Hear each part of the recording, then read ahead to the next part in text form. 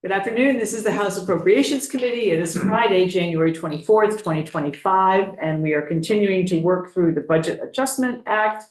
And this afternoon, we are fortunate to have with us the Chair of the House Human Services Committee, Rep. Teresa Wood, who's going to walk us through their committee letter with recommendations about budget adjustment. So do you know everybody here, or should we introduce ourselves? There's a couple new faces and some returning faces, but yeah, that'd be great. Sure. Dave Iacoboni from Morrisville, Memorial, Washington District. Welcome back. John Kosenska from Burke. Welcome back. This This It's the welcome back. is the welcome back side. Good to be back. See you. Mike Nitro, represent Bennington and Vermont, or Bennington and Belmont. All over Vermont. Yeah, I know. I It's a tried to redistricting thing that take the whole happened. state there. And towns. Yeah, I don't know you. Representative Stevens from Washington Chittenden District. No. Isn't that the same one? Yes, that's right. Yes. It is our same district. I'm not coming back. Oh, Yeah, you're In the same- in that same way, right? Good afternoon, Jim Harrison from the town. Robin Shy, Middlebury. Trevor Squirrel, Underhill and Jericho. Wayne Rush, Highgate, Franklin, Richford, Berkshire.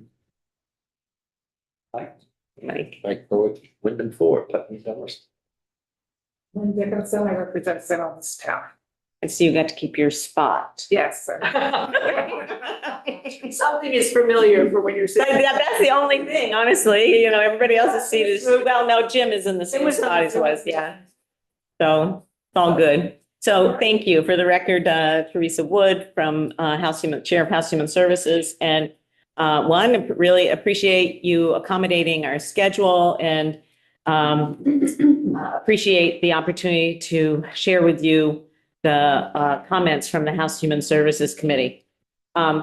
Before I sort of delve into the specifics, I just want to lay a little bit of background about what the House Human Services Committee role is in the body. And our role, which you can read on the front page of our committee page, is really about protecting vulnerable Vermont's, assuring that they have the supports and services that they need, and doing that in a way that's respectful to them, to the workforce, and with the resources that the state has. So it's sort of in that vein that you'll see some of our comments as we go through this.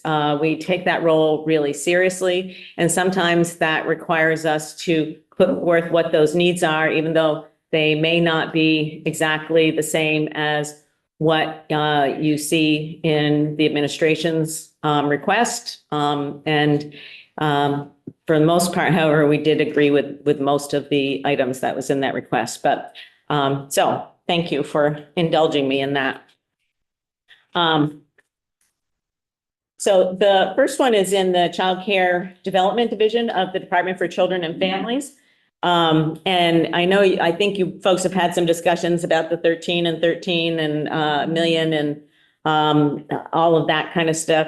We don't have specific recommendations with regard to that 26 million. But we do have a very specific recommendation with regard to the creation of access to reserve funds. And while we had some discussions about whether it should be a separate fund or not a separate fund, really recognizing that the Child Care Financial Assistance Program and the people who receive services through that are part of the Agency of Human Services caseload. There already exists an AHS caseload fund. And we think that that's an appropriate use to enable access to that fund from individuals who qualify for the Child Care Financial Assistance Program. What I do want to state on the record, because I know a lot of people are watching this, even if they're not in the room, is that there have been no cuts to the Child Care Financial Assistance Program. And it is an entitlement program that was made so by the legislature last year. That means that the state has to cover its obligation to individuals. So, and there are sufficient funds within the program to do that. And this does not change any of that.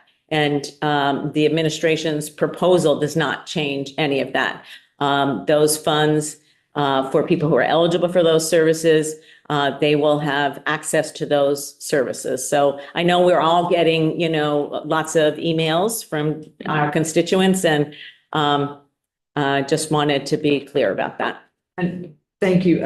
I was going to add some more things, but you go ahead. No, just quickly, I appreciate your recognition that we have a fund set aside for caseload issues. Would it be helpful if some short language was added to make it clear that caseload also includes the? I was actually just going to, I think that, I don't remember if it says that in our recommendation. You like, Jim. Access to reserve, yeah.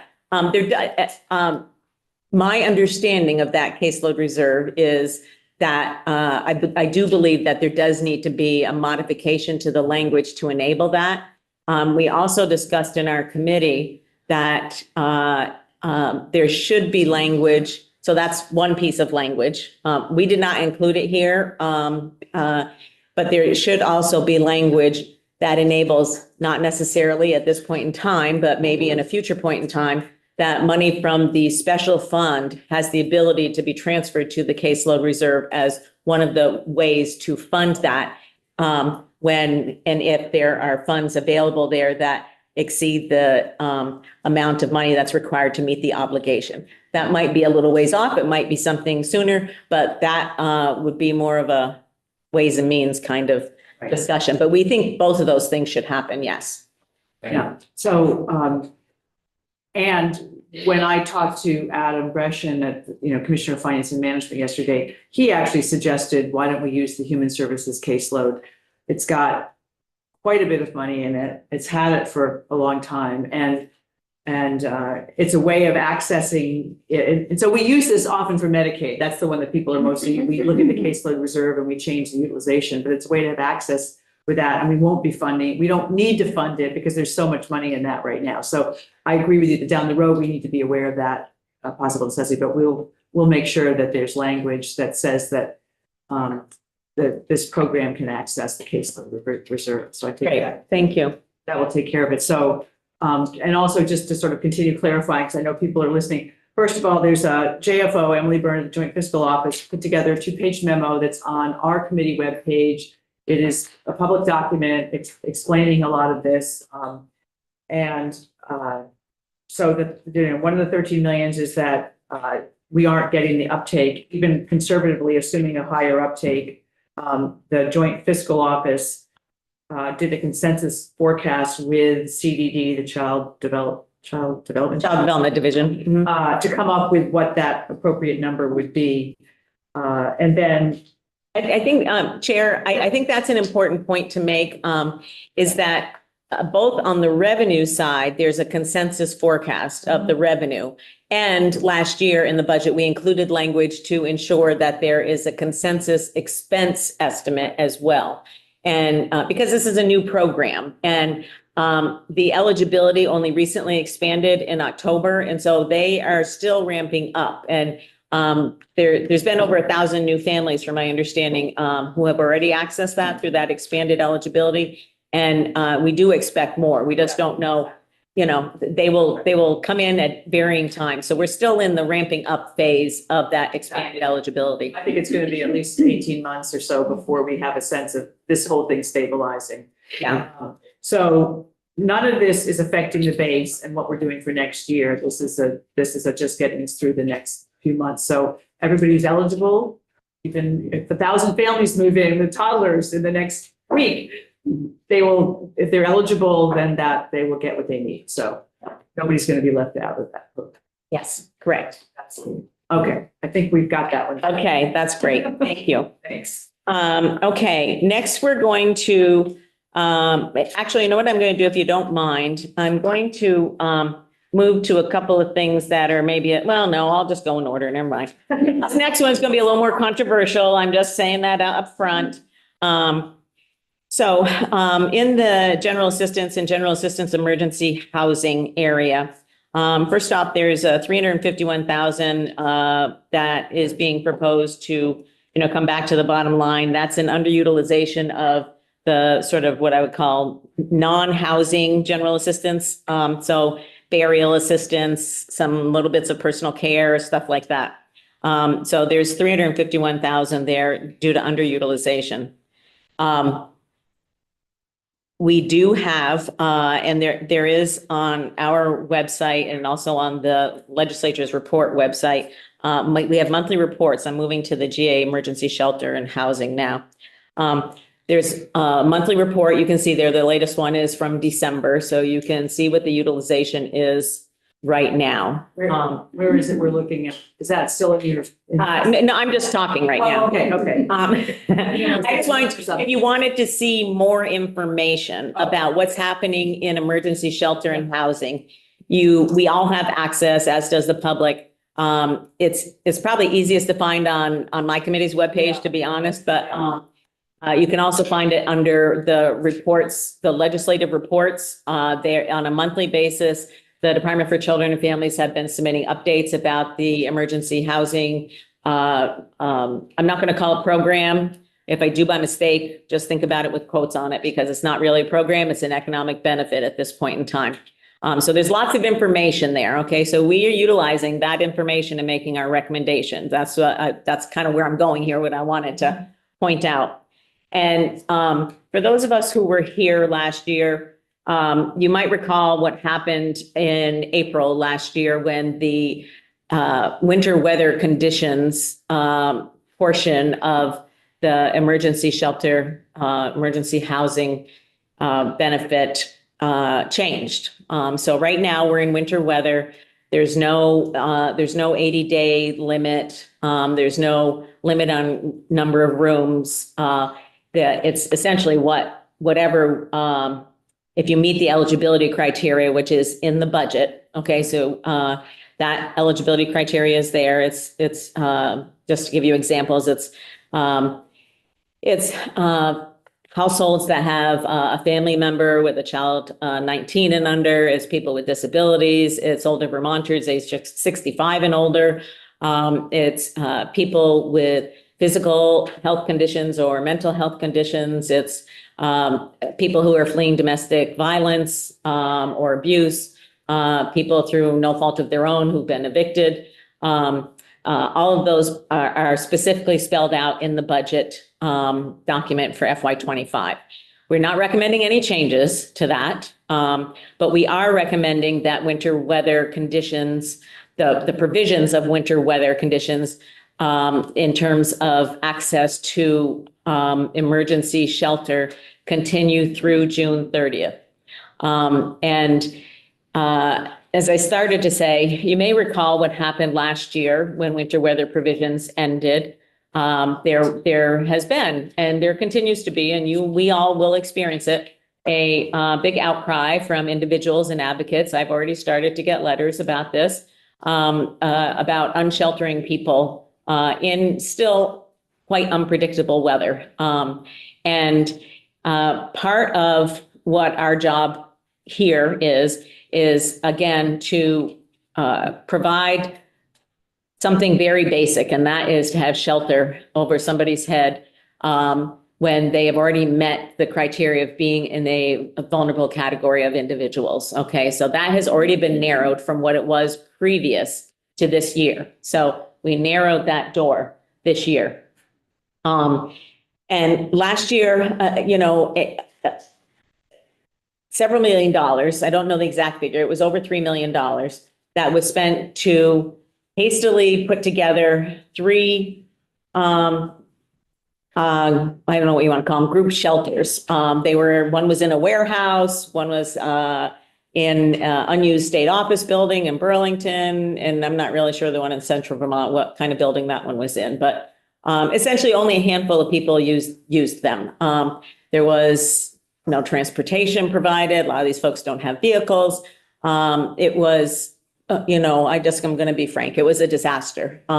It was a disaster of a waste of resources. It was a disaster from the human perspective of people losing a place to lay their head and shelter over their heads. And we can avoid that this year with a relatively small amount of money. At the same time, I want you to know that my committee has two main bills that we are going to have before, it'll come before this committee, two main bills. And one is to create an emergency shelter program. There is no real emergency shelter program in the state. As one of our members said, this is a kind of a Band-Aid, and what we really need it's been an economic benefit. And what we really need, because of the complexity of the needs of these individuals, is we need a program that has eligibility, that knows what the expectations are, that is funded in that way. The House passed a bill last year, and it did not pass the Senate. Chunks of it were put into the budget. And honestly, in the end, I think that ended up being a good thing, because what we will come back with this year, I think, is a better bill. And there has been a task force meeting all summer and fall. We will hear their recommendations next week in a joint hearing with the Senate Health and Welfare Committee. So what I'm trying to say to you is that this is not just like, oh, let's just continue what we've been doing. Continue, it's like, and then, here it is going to be again. We will have a solution. And that's, my commitment to you. But I really feel like we should avoid the mistakes that were made last year. And that is what our proposal entails here, is avoiding the mistakes by continuing the winter weather provisions. Yeah. If I could ask you, Chairwood, if this were to go to June 30th, do the 80 days, where does the 80 days fit into this past the normal winter weather thing? Would this be part of the 80 days once you get past? No, because we are saying to essentially extend the winter weather till June 30th. And under winter weather conditions, the 80 days do not count. Okay. And so by then you're expecting you'll have an actual program. And then that's. This body doesn't stand up a program, then, we've got bigger issues. Yeah. Yeah. Yes. And again, it'll be dealt with through the budget process as well, and through our bill passage. And so you're saying it's about $1.6 million, and that's net of this 351,000. That's correct. And this is, last year we hovered between 1,500 and 1,600 during winter weather. Rooms. Yeah. And the Department for Children and Families has really only been able to access and acquire between 1,400 and 1,450 rooms. And that has some things to do with some of the previous hotels, motels do not meet public health standards, and they, our bill says, essentially can't use them if they don't meet public health standards. So they have fewer rooms to access this year. But it is hovering between 1,400, 1,450. So right at the writing of this, it was 1,408 rooms. And so we just estimated at 1,425 what it would cost for the remainder. And I should say that we didn't estimate this. This came from the Department for Children and Families. And so the shelters that have been stood up, that emergency sort of congregate shelters, would those stay?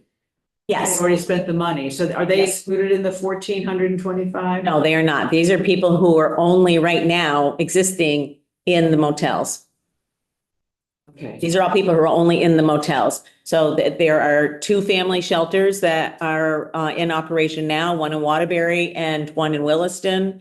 And the administration is in negotiations with Rutland, and they are feeling more positive than they have. They have really a coalition of people have really come together in Rutland and are really trying to figure out a solution for Rutland, because they realize that is necessary. So there was. Would those be year round? I would think it was temporary, so maybe they would put them up and take them down in the winter. I mean, I don't remember. I'm not sure about the Rutland one, because that was part of sort of the $10 million in ongoing funds. So I think that's meant to be an ongoing. Okay. I can tell you that the Williston and the Waterbury shelters are slated to close on April 1st. So it is, I would expect, honestly, those families to seek other emergency shelter if they have not found a place by then. Any other questions on that topic for right now? Okay. So recently in the news, think it was Burlington, when the temperatures really dropped. They set up some temporary shelters with, I don't know, cots, whatever. I mean, they did what they had to do to take care of the really, really cold temperatures. And I applaud them for doing that. But where does that fit into this? Is that something Burlington did on their own with their own taxpayer money, or is the state helping with that? And then I guess I would lead to that. I mean, is that not something we should consider if we run into capacity issues? Well, my third question is maybe. Maybe I should write these down. Well, my hearing may not be good at this end of the table, but I thought some at the public hearing yesterday suggested extending it to June 1, and it sounds like you're saying June 30. I am saying June 30th. Yes, because a new program wouldn't go into effect till July 1. So to answer your first question, so the city of Burlington receives funds under the HOP program, the Housing Opportunity Program. So that is where shelter funds are located. And you might recall there was two $10 million buckets of shelter money. One $10 million bucket was one time in nature. I'm not sure if the other 10 million was one time or not. But one was because we narrowed the eligibility of people who were eligible for the hotels and motels. So it was intended to provide some shelter for the people in that situation who are no longer be eligible for the hotels and motels. And then there was another 10 million bucket of money for more permanent shelter development. So the city of Burlington does receive, I'm not sure if they receive it directly. I'd have to look at the grantees under the Housing Opportunity Program, but they also put in their own city funds into doing this. So I guess I would say it's a combination of things.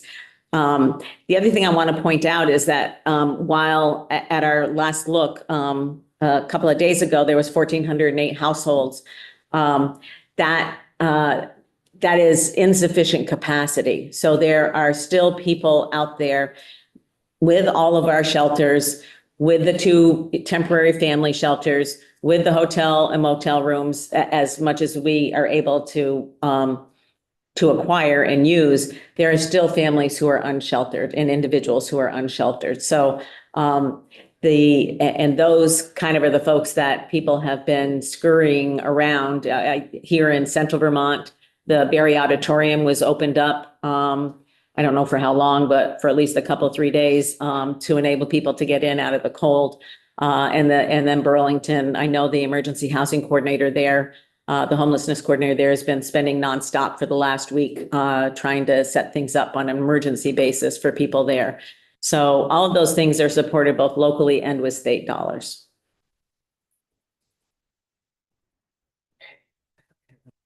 But it's not this. I guess that was the other part of your question. It's not this. And, oh, I know what I was going to ask you. Is this still assuming the $85 a night? That is what yeah, we didn't make any We didn't change recommendations that for because- change. Right. It's 80 plus 5. I just want to be clear about that. Oh, It makes a difference. I'll go for it. Whatever you say. Okay. The net for us is the same number. It is, but I just, people listen to this and Okay. 80 plus the amount. Right, it's the same. It hasn't changed. the 5 is for the other supportive services and other agreements that they might have to make about use of facilities and all of that kind of stuff. $80 is the amount. Okay. Yeah. Okay, so then we are moving on to reach up on the next page. So again, there's roughly close to $500,000 here that reflects a lower than anticipated reach up caseload. And I'm not sure if everybody's familiar with the term rateable reduction. So this is basic needs. These are young individuals with children, mostly moms, but not exclusively.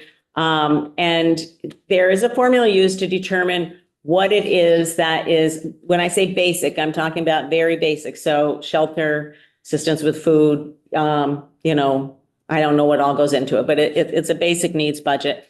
And then we say, okay, well, we know that's what it takes. And then we reduce that by 50% roughly.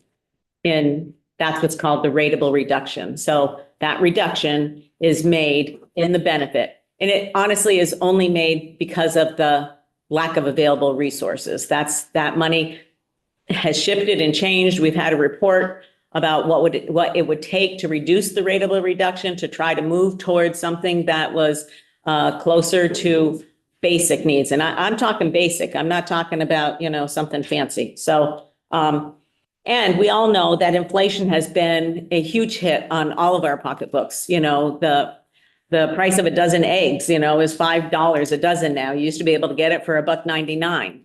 And so we believe that these funds should stay in this appropriation. And we would propose to disperse 2 current Reach Up participants, which there are at our count 3,732 of them, a $100 one-time inflation response stipend. We have experience doing this. It was done during COVID where one-time payments were made to Reach Up families. And while there are fewer families than were anticipated, this is would be a one-time use of those resources.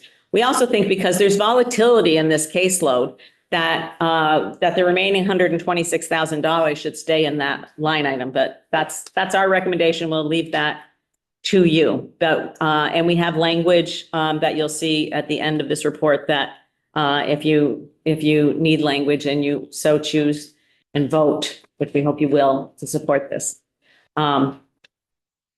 Okay. SNAP, 3 squares in Vermont. So there is an additional $1.3 million. We definitely support that. That's not, I don't think anybody's going to say we should turn back federal dollars, okay? But in fact, we are doing that. Vermont has, when somebody reaches the end of their benefit period and then they have to submit paperwork and they reapply and there's sometimes a lag of about a month between when they're able to get it in and everything. And so benefits stop and then they have to reapply and then they start all over again. And what we have access to that we have not been utilizing to the fullest extent is this period of time that allows essentially a grace period of 30 days.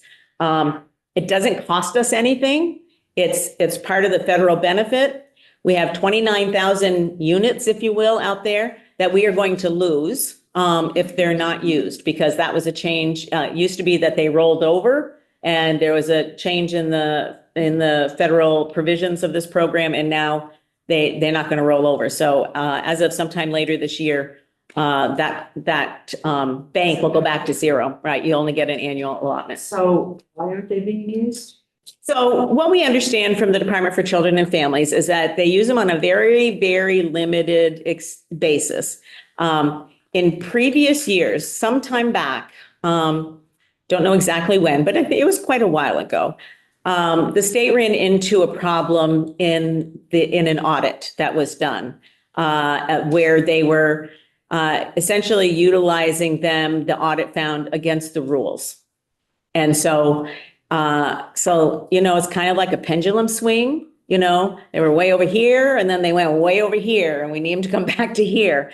And so it would also assist in efficiency. So because it results in a continuation of benefit, not a termination and then a whole new application has to be filed. So it allows that grace period. So less work on the end on our part too, because of the paperwork.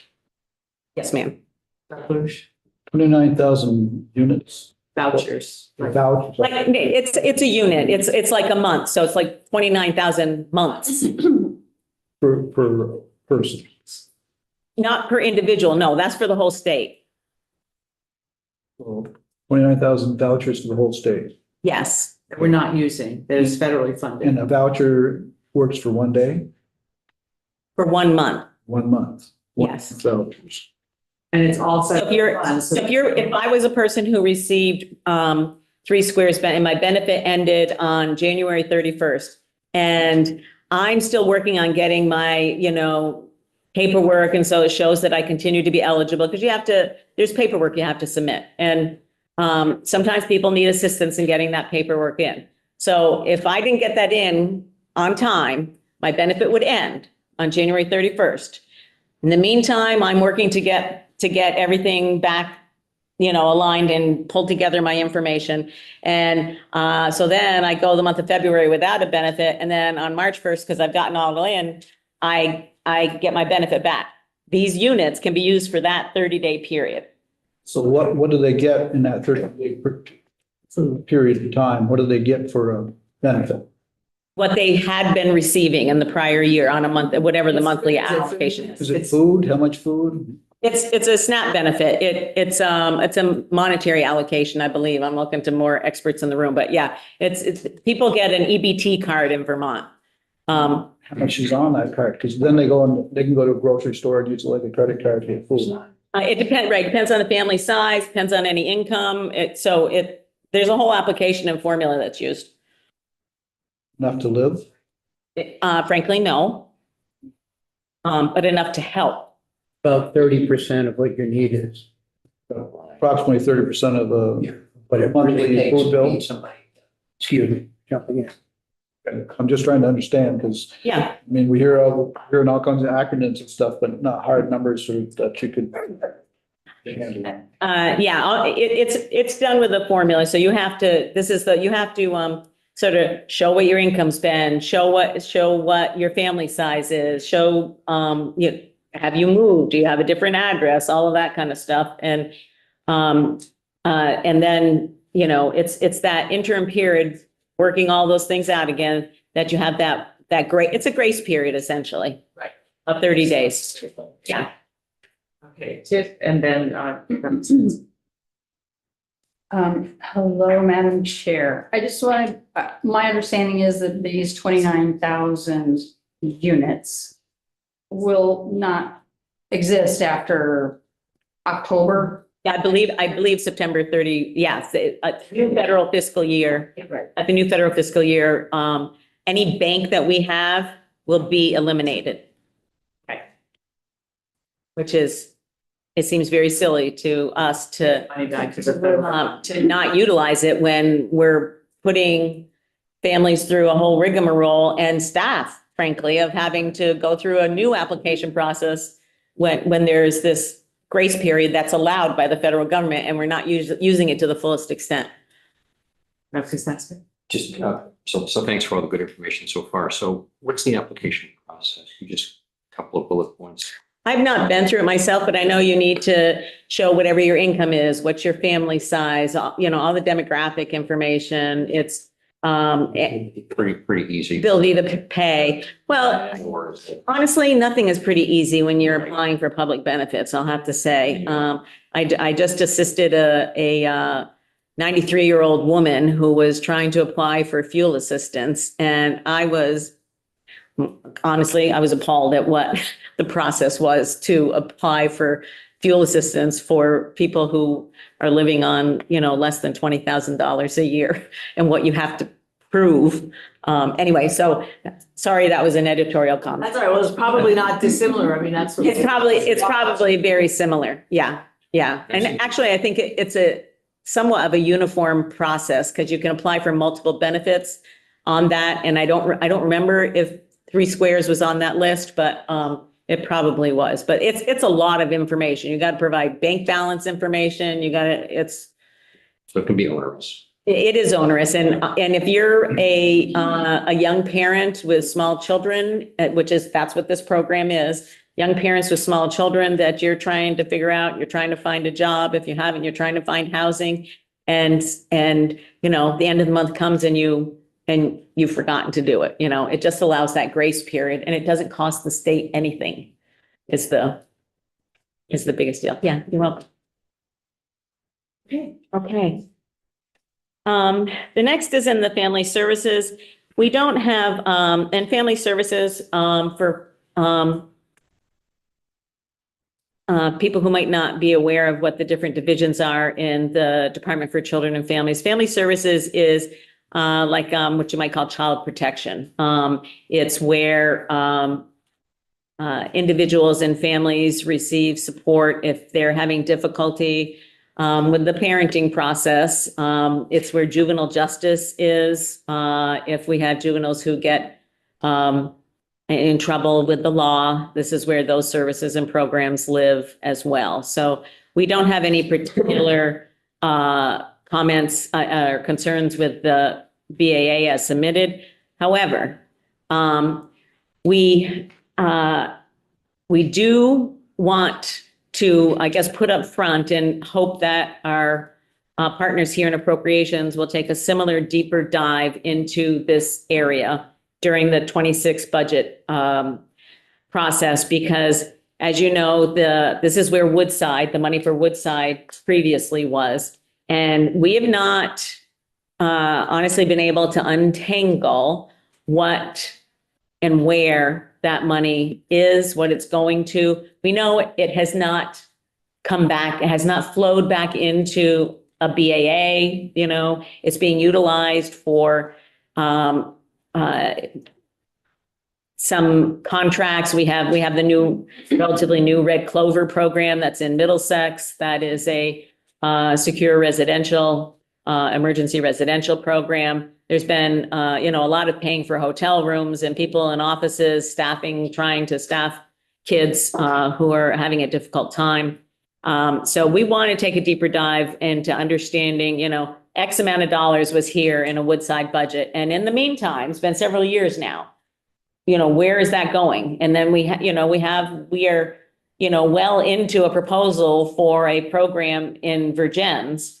And what we need to connect all the dots that have happened in between. You know, we have a program in the sheriff's office down in, I'm going to get this wrong. Brattleboro. That's an easy way to say it. I always get Windsor and Wyndham mixed up on my geography.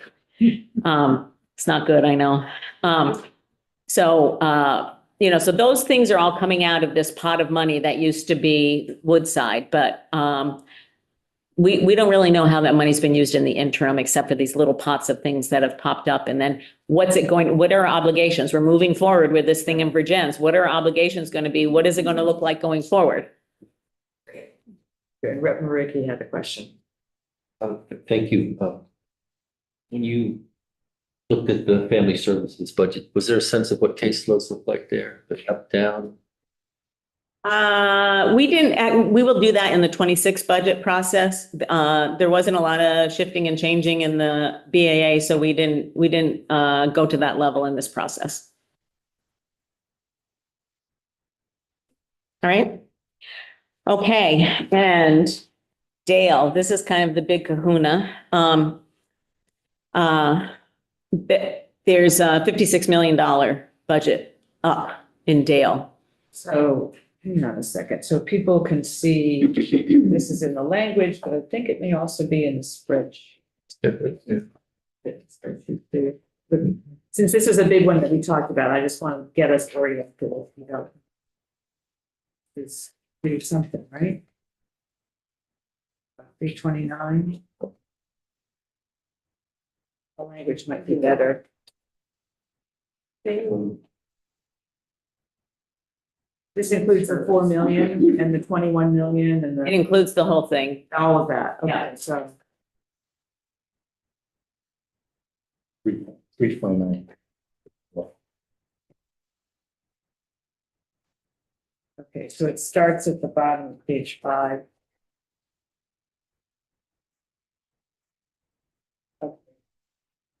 Okay. Okay. Sure. So this is over a number of different B lines, which you can see there on the left-hand side of my page. But and there are a lot of changes due to caseload, due to under budgeting at nursing facilities, due to extraordinary financial relief at nursing facilities, due to a collective bargaining agreement for direct care professionals that was reached after the budget was decided. And while we're not recommending any changes in this, we have a lot of concerns. We have a lot of concerns that really the only attention that is being paid to long-term care residential is on the highest, most costly end of the spectrum. And, over $50 million is going to nursing facilities in this. That's on top of, I don't remember exactly how much last year, but there was, I think, 17 million in extraordinary financial relief last year, plus additional funds on top of that last year. And we still have an unstable long-term care residential. The other thing I want to point out is that we are only funding, and we're only even looking at the highest end of the cost spectrum. We've lost 23 residential care programs at the lower level since 2020. Okay, those 23. That's been a net loss of 321 beds. Okay, we can't afford to lose 321 long-term care residential beds. That was done because we pay insufficient Medicaid rates. And there is no provision in policy, in state law, in rule, anything to have essentially the rate process for any of our long-term care services reviewed. And the only people who have that are nursing facilities. And I don't want you to get me wrong. I don't want any of the advocates out there or any of the nursing home owners to get me wrong. We need all aspects of the long-term care continuum. But we are only and have only paid attention to the highest end, highest cost. And these are almost exclusively private for-profit organizations. Huh. Exactly. That's my point. Thank you, Madam Chair. Wow, she's a- See, it's like it's a dialogue. I know, it's like, yeah, that's exactly. So we're not recommending any changes to this. A lot of these commitments have already been made. The expenses have already been incurred. So we just want to note that you will see us back here talking about this again, because this is not sustainable in this way. It's a lot of money. We have 21 million for one thing and 24 million for another. So the one is for there's, I can't remember if it's the 21 or the 23, but one of them is the Department of Disabilities, Aging and Independent Living under budgeted by 77,775, I think the number of bed days. That was the 24.5 million. Yeah, I'm like, that's a lot of bed days to be under budgeting.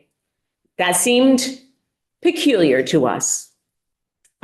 So we will be paying close attention to that in the FY26 budget. This program goes back a long ways. Choices for Care, nursing facilities are all part of Choices for Care, which include home and community-based services, as well as nursing facility services. Okay, it's all in one budget, essentially. If all the resources are being utilized at the highest end of the spectrum, there isn't anything left for the adult days, for the area agencies on aging, for the residential care home, for the people who get personal care in their home. All of those things are on the other end of the spectrum. And sorry, it's a little bit of a soapbox for me, as you can tell. It sounds like that's more efficient. So I have Rep. Dickinson and then Rep. Blumenle. Okay, so if they under budgeted for the 77,755 days. And you say that it's all because we pay so little for Medicaid. Do they budget at what they think they're going to get paid, or are they budgeting at what it actually costs? And how do they get to that number? How do they manage to find that number? If they're trying to underestimate the number of people they're going to have, or how does it work? Well, I will say that, so Choices for Care has been in effect for about 25 years now. So it's a program that it's unique to Vermont.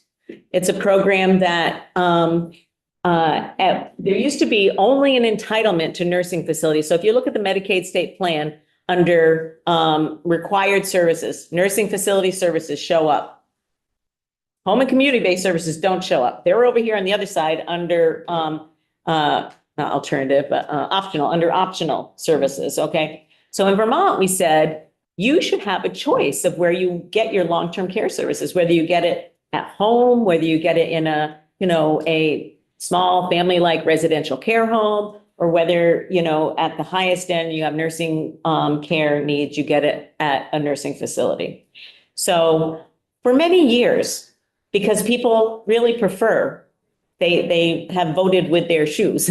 They prefer to get their services at home and in the smaller, more family-like settings. So there was a reduction. There was big reductions in nursing, the utilization of nursing home beds. That has really leveled off. We've kind of reached, I guess what people would say is an equilibrium at this point in time. But the department had budgeted for a continued decline. And, to be fair, we're still kind of coming out of COVID and the impacts of COVID. And remember those 321 net beds I said that were lost from residential care? Okay, a lot of those people ended up in the nursing homes because the residential care closed. So we went from a lower cost, more affordable, to a higher cost option. So, that's why we'll be paying close attention to that this fiscal year to make sure that they're not under budgeting that. And, in the department's own words, they feel like it's leveled off. They don't feel like they're going to be seeing large decreases in the number of bed days as we have seen, really in a lot of the last 20 years. Does that help? Wondering, yeah, I can see the 321 beds probably made a big difference, Mhm. among other things. Is this an aging of the population? People live longer, they need more. I mean, I know that people who have home care, they do it as long as they can till they can. And then you do have to go to a skilled nursing facility. Sometimes, lots of people are taking advantage of hospice care and home care, and I'll get on my soapbox about what we pay Medicaid rates for people receiving home and community-based services. The state just signed a contract that starting wage is $14.75. These are unbenefited. $14.75. I want to say that louder because there isn't a single person who is going to do that work for $14.75. And the state knows that. I mean, I'll be honest, I was kind of irritated on the union side of things that they signed an agreement for $14.75. However, what happens is people have the flexibility. So this part is a good news, bad news. They have the flexibility to take their allocation. So let's just say I was allocated $10,000 for personal care. I have to pay at least $14.75, but I have flexibility to pay what I need to pay in order to get somebody to come do that work in my home. But at what cost? At a reduction in the number of hours of service. Okay, so that means that I'm not getting the services that I am entitled to and that are authorized for me because I have to pay a wage that is sufficient to hire somebody to come, to help me bathe, to help me get dressed, to help me get to my doctor's appointments, all of those things. And it's, again, you'll be hearing from us on the Medicaid rate bill. But that's all tied up in that. So, and the department through their own admission said, we have a very low percentage, honestly, less, I forget, Dave, do you remember what it was? 59. Say it again. 59. 59% of the authorized plan is being delivered. And that's because of the rates, frankly. And I just want to point out, because I figure like if I give you a little intro to what you'll be seeing us on later on, there was a Vermont Supreme Court ruling this year, this summer, that essentially said, and the Human Services Board had backed up the provider that said, I'm sorry, we can't recruit, we can't find them. Family had brought a case to the Human Services Board and said, we're entitled to these services. We can't get these services. We should be able to receive these services. The defense, this is all very simplified, obviously. The defense was, we can't hire anybody. We are trying. We can't hire anybody. We can't make them materialize. Human Services Board said, that's okay. We agree with you. You don't need to provide the services if you've had a good faith effort to try and hire. Supreme Court disagreed. Supreme Court sent it back to the Human Services Board and said, a failure to pay an appropriate wage is insufficient reason to not provide service. So this is all going to be tied up in our Medicaid rate bill, which you will see more of us later. Okay, thank you. So I have Rep. Bloomley, Rep. Stevens, and Rep. Kaczynski. I'll hold it for later. Thanks. Okay. Do you include, when you talk about high-end nursing services, you include emergency rooms? No, that is not emergency rooms. And there are people who are receiving long-term care in emergency rooms? They call them, what do they call them? Not hoteling, but yeah, there are people. Border. Boarders, thank you, they call it boarding. Yes, there are people who should be receiving care in a long-term residential who are not. People might recall last year, there were regulatory changes that changed the required occupancy from nursing homes down to 80%. So they only have to maintain 80% before it impacts their rate. They've been struggling with staffing like everybody else has been struggling with staffing. What I say is hospitals are starting to figure it out that if you pay your current staff, more, then more people become permanent staff. People are going to start to figure this out. But right now, I feel like we're kind of perpetuating it because we're throwing tens of millions of dollars at this on an annual basis for the last 2 to 3 years. Sounds good. So 14 is not enough here. So what would make that better? This is probably a question for later when you come back to see us, obviously, here. For me, it needs to be a minimum of $20 an hour. But we have limited ability, except by, potentially setting a minimum wage for direct care professionals, because they have a signed labor agreement right now. So, Outside of that. yeah, outside of that. But I honestly, at this point in time, nobody should be budgeting less this is personal care. This is not like easy work. It's helping take a person and transferring them from their wheelchair to their bed so they can have a decent night's sleep and getting them out of bed and getting them dressed. And 20 is probably not even enough, but that should be the minimum. It's, yeah, I obviously feel very passionately about that because we're not doing what we should be doing. Thank you. Thank you. Dr. Harrison? I don't want to get ahead of yourself in terms of your looking at it, but do you have any idea how we compare with neighboring states? I mean, they've got the same workforce challenges we do in terms of what they're paying, and also back on the nursing homes, with their costs going up because of traveling nurses and whatnot. Are they able to pay reimbursement rates that are higher, or are they paying similar and being able to cover the cost? This is a world foreign to me. And I'm just curious if you've looked in any of that. I haven't, but we will be during our discussion in our rates, in our Medicaid rate. So, yeah. Just to give you some little tiny piece of it, there was a rate study that was done about, I want to say it's maybe 4 years ago now, and you can find this on our old last session's reports.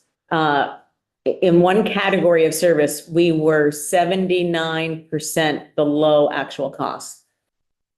How do you run, and that was a residential care home. How do you run a residential care home at 79% under? I was like, so it should be no surprise to us that we've lost 23 of them in the last few years. It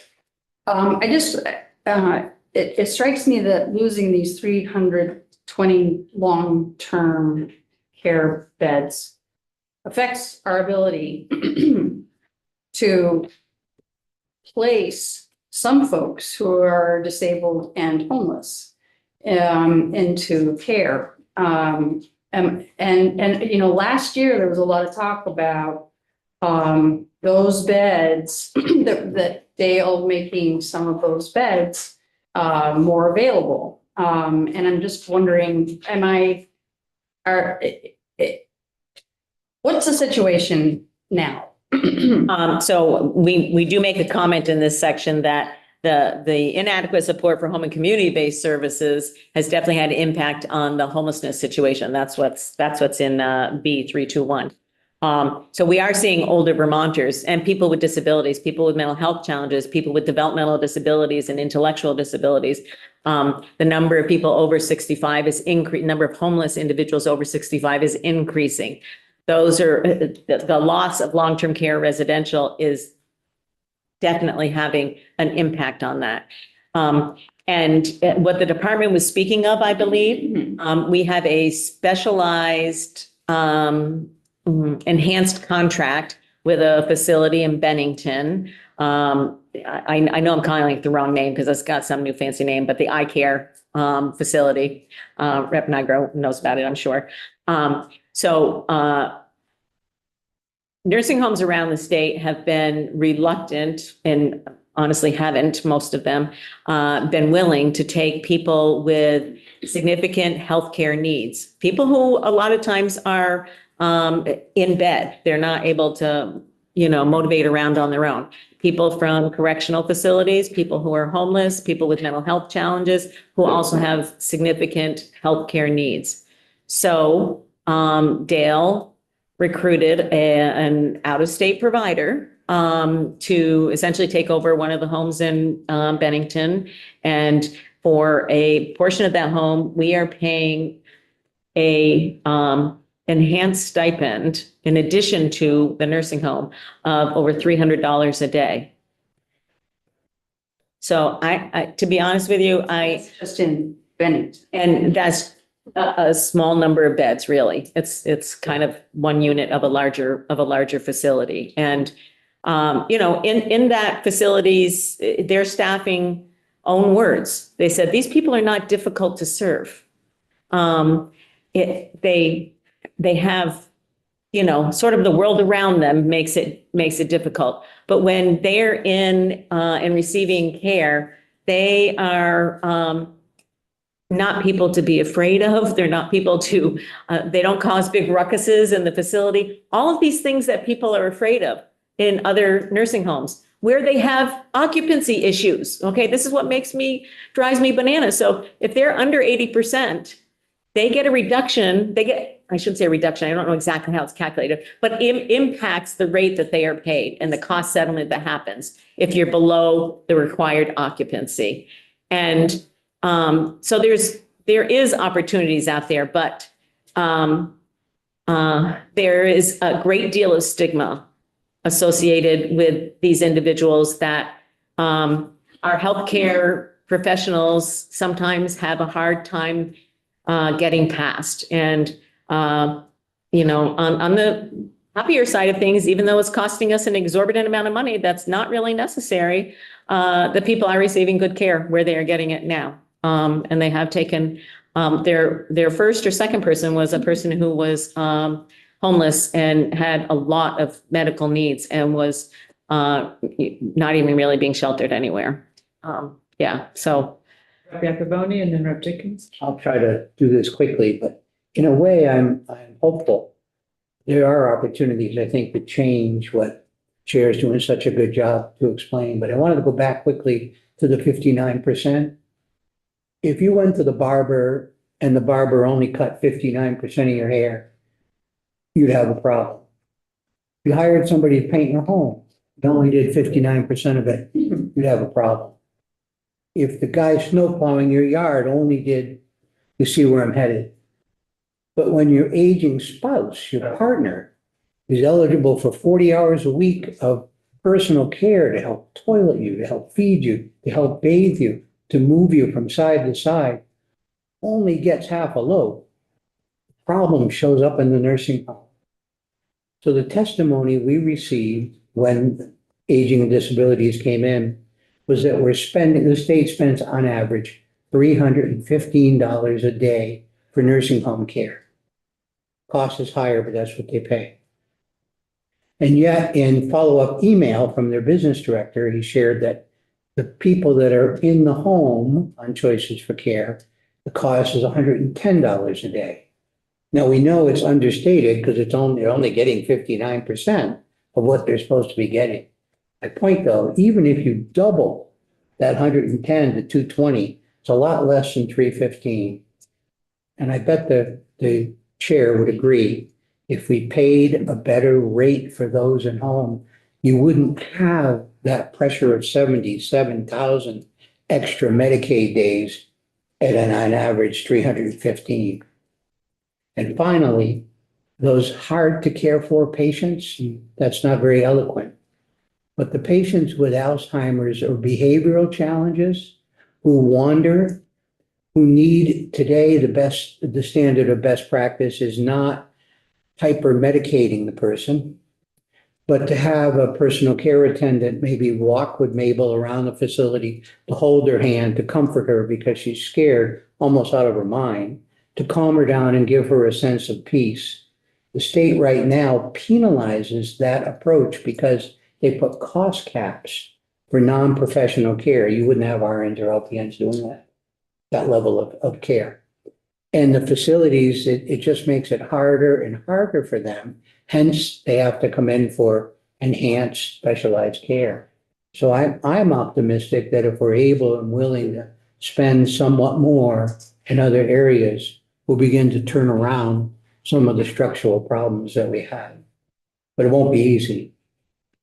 And I will say that the art behind Choices for Care is that if we see decrease in nursing home utilization, then that money can get funneled to home and community-based services. And so anyways, I think I've probably stood on that soapbox for long enough. I have, Rep. Dickinson and Rep. Stevens. Okay, yeah, when you talk about this place in. Mhm. Yeah. Is this the kind of place, because this is something that we had yesterday for a public hearing, and I've heard from people in my area about this. The developmentally disability housing initiative. Yeah, no. It's an IDD situation. There are lots of aging parents with aging children they've been taking care of for 20, 30 years. And they require, where do they fit into this continuum? They're not looking for nursing home beds. And that facility that I spoke of was a Yes. nursing home in Bennington. So they're looking for supports and services to live in our regular communities, in our downtowns. And Representative Stevens and I have a new housing building going up that's got 26 units in it. There's going to be 4 dedicated to people with developmental and intellectual disabilities, 3 for them and 1 for a staff person. So they're looking for, a group home. They're looking for independent living with assistance. They're looking for things that are going to be integrated into the community. They're not looking for nursing facility services. Right. That's not part of any of this. Not part of any of this, no. We're hoping to see something in the governor's FY26 budget, but have to wait till Monday to find out. Okay, thank you. Thanks, Rep. Stevens. There's also a support for what the group asked for in the general and housing letter, the 2.8, to bring the last one of the pilots into fruition. So Representative, we're just going back now. All of this sounded like you were planting a lot of seeds for what's going to come from you, but for the sake of the budget adjustment, it looks like for the most part, at least with the 56 million piece of it, that the committee feels like that's a sufficient number for the time being, no matter what else that your committee's going to deal with over the next couple of months. Is that accurate? Yeah, I mean, obviously, our committee would have preferred that some of those resources be dedicated to community-based services and not all go to nursing facility services. But, frankly, the obligations have been made for most of that money already. And on the utilization side, you really have no choice. The people are in the home to have to do it. So on the extraordinary financial relief side of things, several of the homes have actually already received funds, and then there are several that are in the pipeline right now. So, we didn't have an opportunity to, dig, for instance, deeper into the personal care support and that agreement and the $14.75 an hour kind of deal. But all those things will come out in FY26 budget as well as in our Medicaid rate bill. And just for my edification, SNF. Skilled nursing facility. Okay, and then lastly, the Vermont Department of Health. As you've seen in your information, there's increased revenue from the cannabis fund. And as folks may know, 30% of that is required by statute to be devoted to prevention measures. And so we support that additional $1 million going to prevention. Again, for FY26, we have some questions to ask about. Are we using those funds in the most effective way with the best results? We have some ideas about that. But that's for FY26. And then the $4 million, this is what's in BAA, but I think as the chair knows, post submission of the BAA, the administration came forward and has asked for another 6 million to be added to that. And they moved it from the health department to DEVA, Department of Vermont Health Access. So there's a $10 million figure. We have no language related to that. We have to clarify, because what I got from Adam, he crossed that for me, but 10 million general funds for provider stabilization. Yes, that's all we got out of that. Yes. Right. We could not get we have ideas about what might be included in there, but We'll see what we can get for some clarification. Yeah. We can talk to Adam also. let's just say, I think that there are continuing sensitive negotiations happening. Yes, and the question is, I was thinking that we were still using the 4 for the original purpose, and then the 6 would be for something else. But if we're not, then we're not doing the 4. So The whole thing was moved to DEVA. I know. And we were told that we were told that the language that was in the health department under whatever number it was it said substance use and mental health facilities. And I don't think it's going to be limited to those types of facilities. Right, and I think Nolan maybe has something. I'm gonna say, one was House Healthcare also has a recommendation on this too, so you'll Okay. get that again. And 2, Stephanie Barrett testified in Senate Appropriations the other day that they were only informed of that change on Friday, so it was pretty recent change. So that's probably why your committee didn't have a lot of information. No, we just found out about it on Tuesday. So, The understanding that I have is that it was transferred to DEVA to expand the universe of providers that could be eligible for emergency support. and so I'm going to, yes, I believe that's why I said they will be suggesting, I think, taking out the language that was with the $4 million, because it's going to be a broader group of providers. But this I think points to an issue that I personally have, and maybe, we as a body should have. Under what circumstances do we give providers financial relief? Does it make a difference if they're a for-profit or a not-for-profit? Does it make it, so we have this $10 million here. We had $21 million in Dale's budget. There were 21 facilities that closed and we didn't do anything for them. So, under what circumstances do we work with providers? Because, probably that they are a integral part of a service system that, we can't afford to lose. I'm not saying it's a bad thing. Don't get me wrong. I'm just saying that it's like, if you know enough to be in touch enough, you might get something if you're talking to the right people.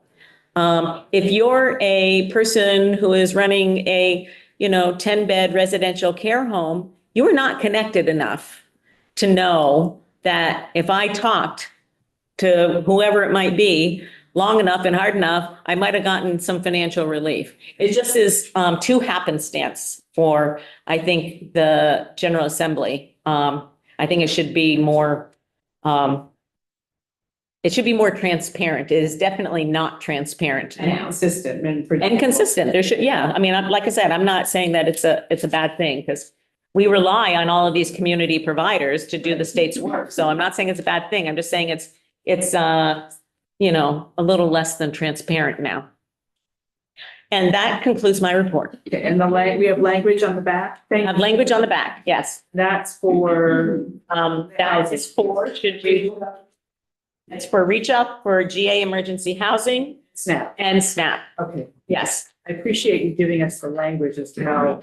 And if you need any modifications to that, should you decide to, take our recommendations, then Katie McLean can help with that, yes. Thank you to you and to your committee, and I'll pause on that until Rob Harrison has his question.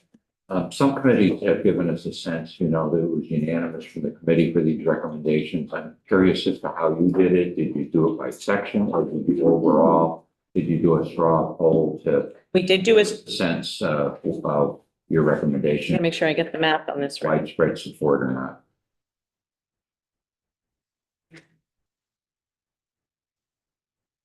731 On the in total. support. Yes, on the package. Yes. We did do little straw polls throughout the thing, but I don't have all the numbers on that, but it was 731. The committee mostly supported most of it, but not all of it. Yeah. Thank you very much. You all work very hard. You have complicated areas and we appreciate In a it. short time frame. I know. That's what happens when we start a week later, right? Thank you all. And as always, I'm available for any kind of clarifications or questions that you might need. I appreciate it. Thank you. So much. Okay.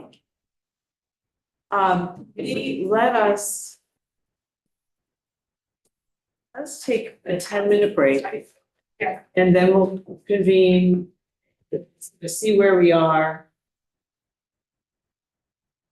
And maybe end by 3. Does that sound, how are we doing? Do you want, does that sound? That's fine. I need that. Okay, yeah, so we'll take